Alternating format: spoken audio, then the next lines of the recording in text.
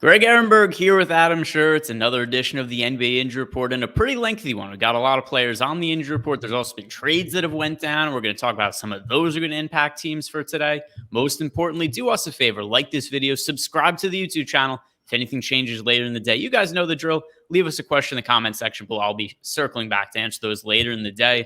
Let's jump right into what is probably the biggest news of the day. I wanted to open up with this because I don't know what the 76ers might be doing with their point guard minutes today.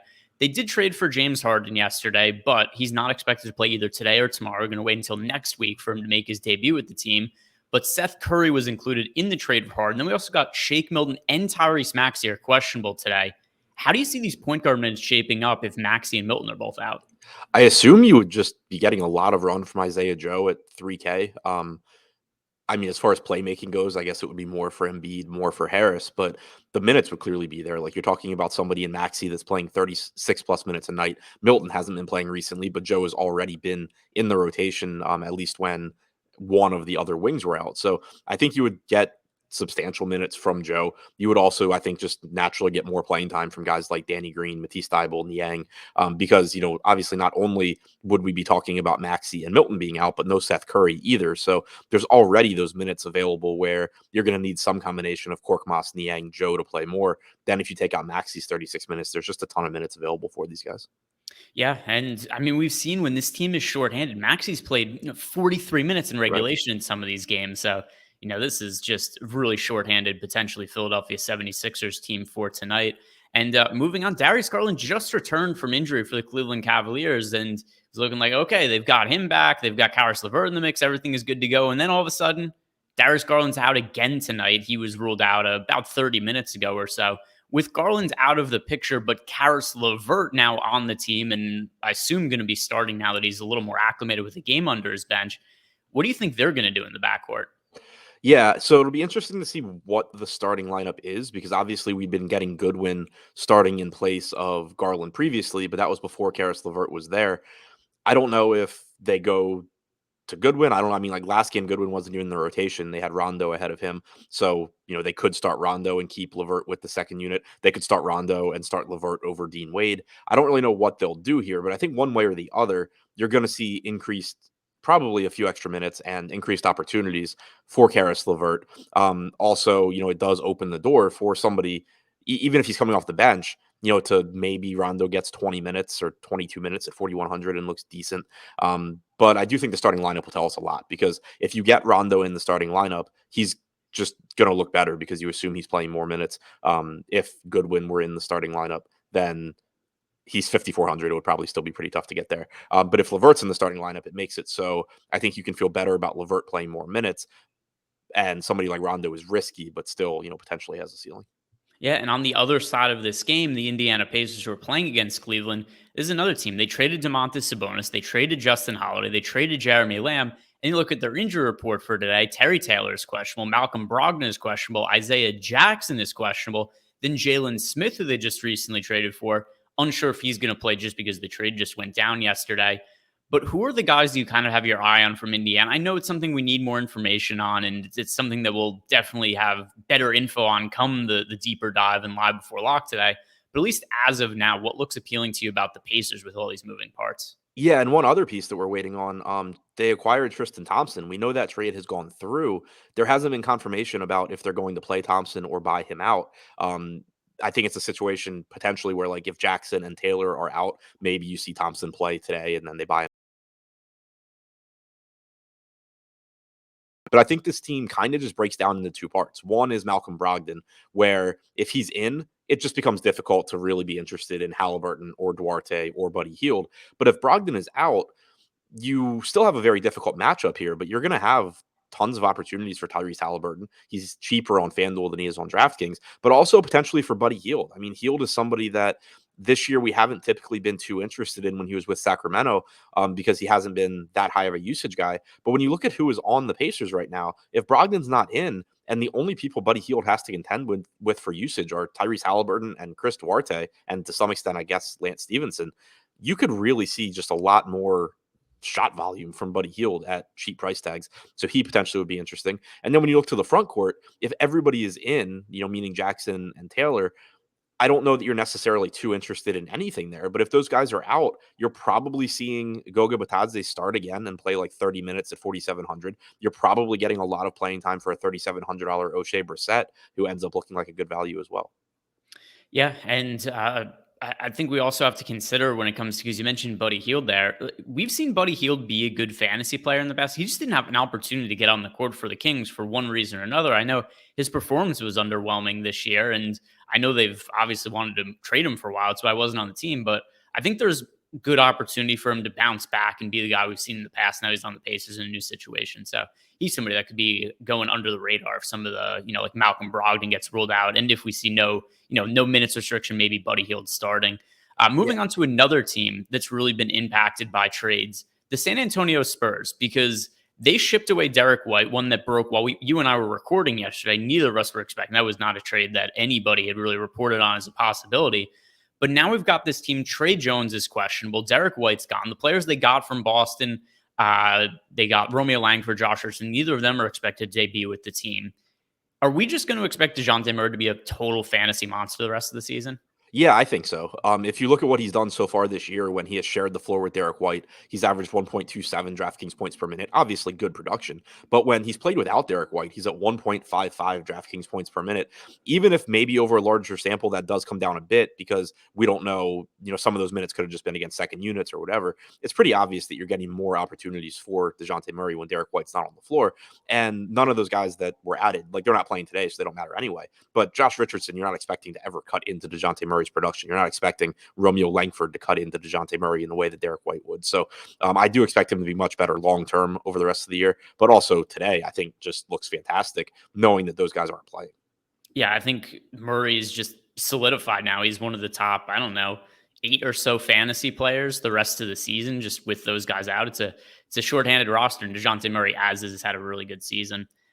Guys, today's injury report show, as per usual, is sponsored by Yahoo Daily Fantasy Sports. If you have not yet signed up for Yahoo, click on the link in the description box below. Then if you head on over to Yahoo, make an account, make a deposit, enter a contest, get yourself 1 free month of Awesemo Plus Platinum. You'll find everything you need to make money playing DFS in basically every single DFS sport out there. As for basketball, got projections, ownership projections, and all kinds of other tools. A boom bust tool to find the best leverage plays on the slate. Really useful tools. Stop guessing. Start winning. Join Awesemo Plus today. All right, hitting on the rest of the players that are on the injury report, starting with Dosunmu. He's played a massive role for the Chicago Bulls for, the last month or so at this point. Ever since we saw Lonzo Ball get hurt, Alex Caruso got hurt, this team was just shorthanded in the backcourt. Dosunmu has taken over that role, but recently suffered a concussion, had to miss some time, but now potentially coming back. But if he's not able to be in the mix, how does this impact somebody like Kobe White? Yeah, I think White's the guy where you see a very clear impact. White played 38 minutes last game, basically just stepped right into Dosunmu's role and playing time. And White's not someone that you expect to be great on a per minute basis on this current team because he's still going to lose production to Vucevic and DeRozan and Levine. But at $5,400, if you're getting 36 to 38 minutes from Kobe White, just from a playing time standpoint, that's going to make him look like a good value. Whereas if Dosunmu is in, you're probably only getting like 28 to 30 minutes from Kobe White, which he can still get it done, but you're just nowhere near as confident as if you get those extra 6 to 8 minutes. The next situation we have here is Jalen Suggs. He's questionable to play, and I think he's been meaningful enough for Orlando that we should still talk about him. I'm going to say this at the same time.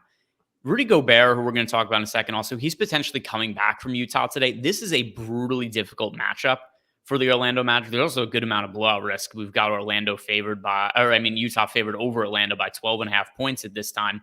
Even if Jalen Suggs is out, I'm going to feel, not comfortable at all rostering any Orlando players.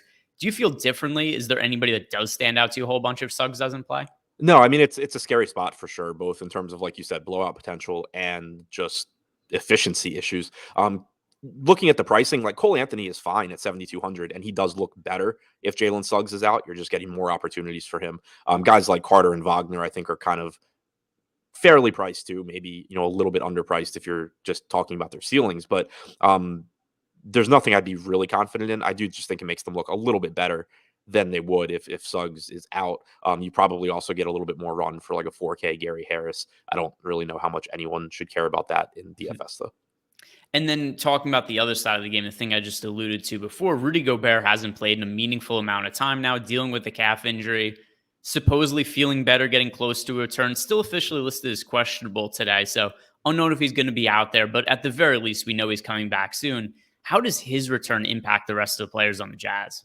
Yeah, so it pretty much just affects the front court guys because what we've seen recently is that you've been getting Azubuike starting and Whiteside backing him up. The first game where that happened, you got basically a 24-24 split.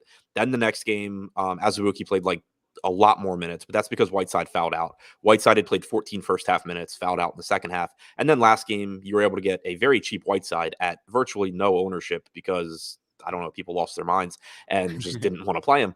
So that was a really fun slate. I don't think you're going to if we get Gobert news early, I don't think he gets slept on like that again. But it has a huge impact because if Gobert is out, you can expect 20 to 22 minutes on average from Azubuike. Makes him look okay at 4,500. But you can also, I think, expect at least 24, but probably 26 to 28 minutes from Whiteside, which looks fantastic at 5,600. Obviously, if Gobert is in, neither of those guys are interesting. And Gobert himself is correctly priced at 8,500. So it doesn't really look like anything more than just, throw him in a tournament lineup here and there and hope he scores 50. The final spot to talk about, and I think this is the most impactful injury spot on the entire slate for a couple of reasons. The Minnesota Timberwolves are playing against the Chicago Bulls. The total for this game is 241.5, just by far the highest total on today's slate. And here's the Minnesota Timberwolves injury report right now. Anthony Edwards, D'Angelo Russell, Patrick Beverley, Taurean Prince, Nasri, Josh Okogie are all listed as questionable. What do you make of this injury report? Because it almost seems like a typo to me or something.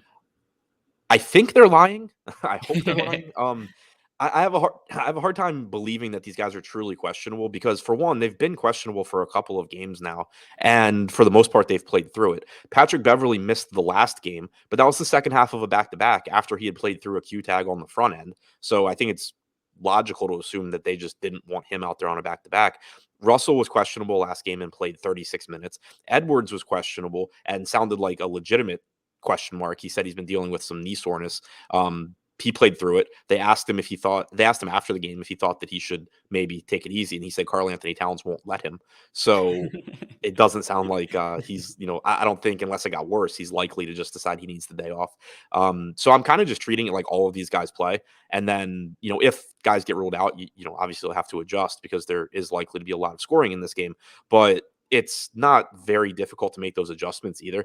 Like basically if Beverly or Edwards are out, Russell's going to look better for one reason or another. If Edwards is out, there's more usage. If Beverly's out, there's more assists going to D'Angelo Russell. Towns would get a usage bump if Edwards is out. Also, if Russell is out, everybody's getting a usage bump, particularly Towns and Edwards. If multiple guys are out, then you start getting more playing time for, your Jordan McLaughlin, Jalen Noel type guys. But for now, I'm just assuming they're all in because it doesn't seem like any of them are very hurt. Yeah, and it's also kind of hard to take Anthony Edwards seriously because he's hilarious, and most of the stuff he says at press conferences is nonsense. Like the other day, he's being asked injury questions. He's like, "Hold up, I need to order McDonald's," and he starts calling like who orders McDonald's on their phone? But that aside, the Timberwolves situation, I tend to think this is kind of like an injury report gaffe, where we've seen this in the past, where teams will have players listed on the injury report, and whoever intern is in charge of it just won't copy or won't update the latest injury report. And the NBA in that situation just pulls the most recent one. That's kind of what I think is most likely. We'll see. Like this video, subscribe to the YouTube channel, check out all of the other content we have on the channel for the rest of the day, because we'll have a better sense of what's happening in the Minnesota Timberwolves, because if some of these players are ruled out, it's obviously going to create a whole bunch of value. Good luck tonight, guys, and have a great week.